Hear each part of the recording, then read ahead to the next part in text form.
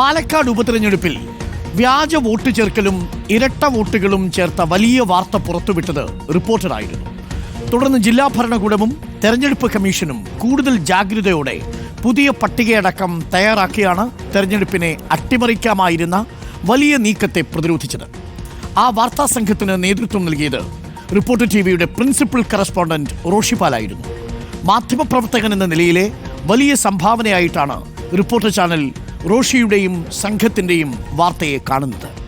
എന്നാൽ പാലക്കാട് മണ്ഡലത്തിലെ ഫലം വരും മുൻപ് തന്നെ UDF സ്ഥാനാർത്ഥി രാഹുൽ മാങ്കൂട്ടത്തിലിൻ്റെ വിജയത്തിൽ SDP നടത്തിയ ആഹ്ലാദ പ്രകടനം റിപ്പോർട്ട് ചെയ്ത റോഷിപാലിനെതിരെ ചില കോൺഗ്രസ് അനുകൂല സൈബർ ഗ്രൂപ്പുകളിലും ഫേസ്ബുക്ക് പേജുകളിലും നടക്കുന്ന കൊലവിളി ക്യാമ്പയിൻ രാഷ്ട്രീയ മാന്യതയുടെ എല്ലാ സീമകളും ലംഘിക്കുന്നതാണ്.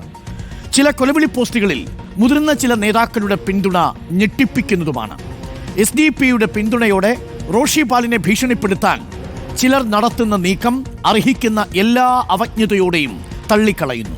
ആ ഭീഷണി അടിയന്തരാവസ്ഥയുടെ ഓർമ്മകൾ പേറുന്ന സമൂഹത്തിൽ വിലപ്പോവില്ലെന്നും വിനീതമായി അറിയിക്കുന്നു. ആരോഗ്യകരമായ സംവാദമാവണം മാധ്യമങ്ങളും രാഷ്ട്രീയ പാർട്ടികളും തമ്മിലുള്ള ബന്ധം. റിപ്പോർട്ടർ നിർഭയമായി നീതിക്ക് വേണ്ടിയുള്ള പോരാട്ടം ശബ്ദമില്ലാത്തവരുടെ ശബ്ദമായി തുടരുക തന്നെ ചെയ്യും എന്നറിയിക്കുന്നു. ഒരു ഭീഷണികളും ഇവിടെ വിലപ്പോവില്ല. മാധ്യമങ്ങൾക്കൊപ്പം മാധ്യമപ്രവർത്തകർക്കൊപ്പം എന്നതാണ് റിപ്പോർട്ടർ ടിവിയുടെ നിലപാട്.